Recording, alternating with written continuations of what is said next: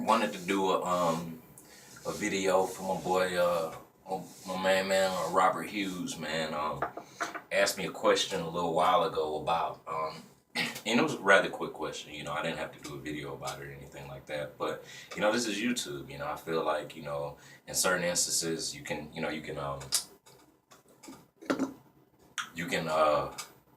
respond in the comments and stuff like that. Or I mean, if you like doing videos, then why not make a video as far as responses are concerned.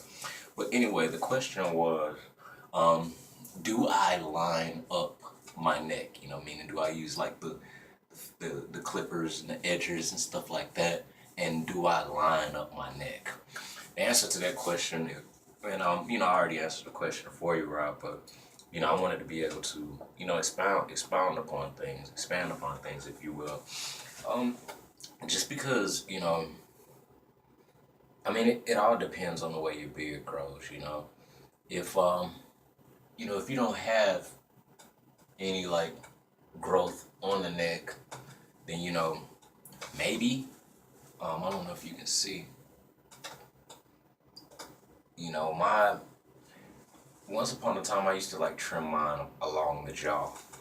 That was years ago. But you know what I think you should do as far as a neckline is concerned is number one, I really feel like I mean I know everybody can't grow a beard for a year's long worth of time or anything like that.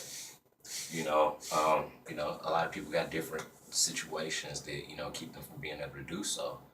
But what I recommend is that you line not at the neck, but along the from the let me see.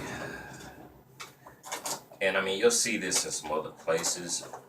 Um, Even though I'm saying the line of how I think you should possibly line it, it's all on what's natural for you. Where the hair grows to already. For a lot of people, their hair it doesn't grow. You know, very full. And what I mean by full is like the lines won't extend. And perfect example of lines extending is, say for example, like with the hairline.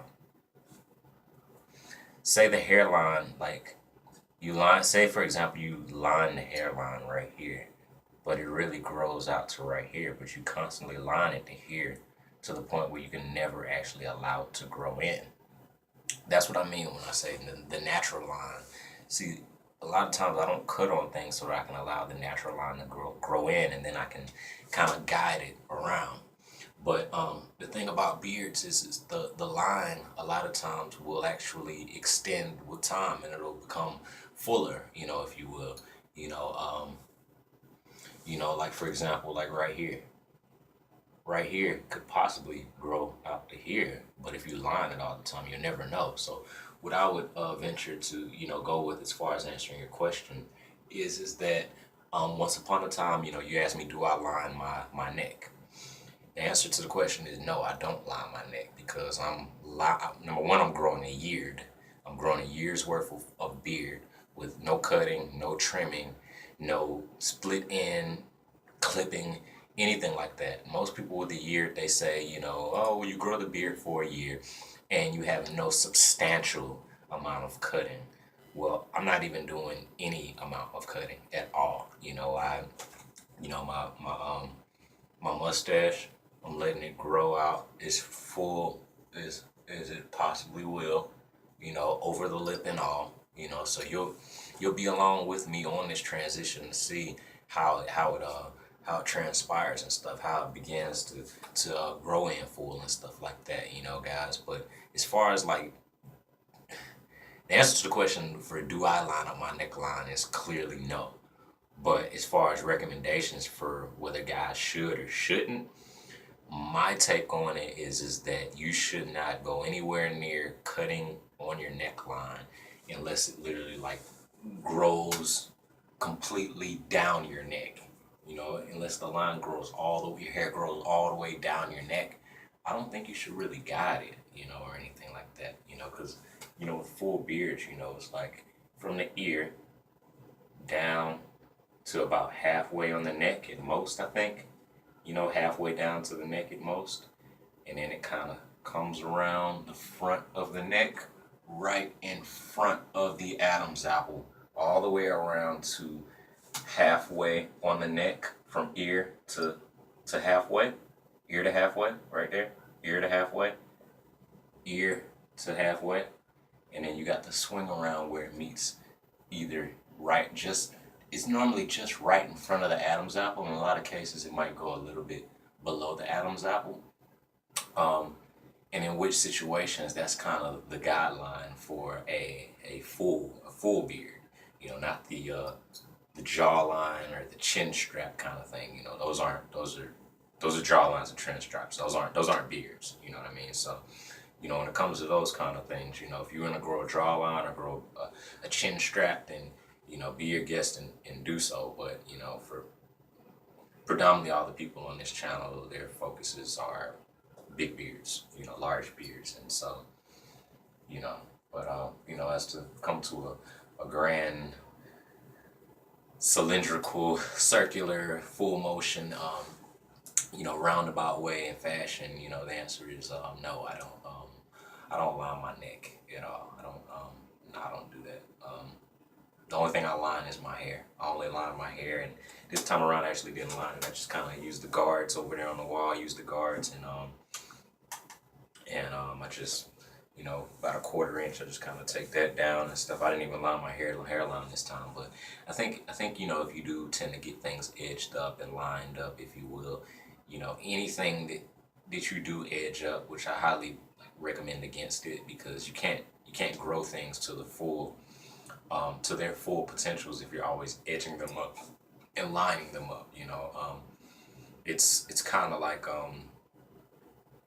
for me, you know, growing something out to its full capacity and its fullest extent, if you will, is about allowing it to get to its fullest extent as well. You know, if there's no way that you can see its fullest extent if you don't allow it to, you know, grow as much as is humanly possible, to see where the gaps are that will naturally fill themselves in, if you will. You know, and so that's pretty much my take on it. You know, it's kind of like, you know, it's kind of like cutting grass. You know, you let the grass grow, let it get all out of whack, let it get long. Don't cut it for like a full month. You know what I mean? And then, you know, as the rain hits it and stuff like that, and then you go back and you cut it, and it looks all good. It's full. It's green. You know, it looks a lot better because you allowed it to be full before you actually tried to, you know. And Gray Bailey talks a lot about that. You can find a lot of videos on his channel where he talk to you about how when he's cutting a beard, you know, cutting a big beard, it means that you have to have, you know, some mass there to be able to cut a style into it. You know, you can't just cut a style into something that doesn't have any mass at all. You know, what do you look like? You know, pretty much cutting a lawn or a yard. You know, if there's actually no grass there to be cut, you know, it's like someone saying, you know, I know you've seen like those hedges. You see the hedges and stuff in front of people's yards, and you know, in a lot of businesses and in different, you know, maybe coliseums and different establishments, they do stylized and decorative types of cuts on them.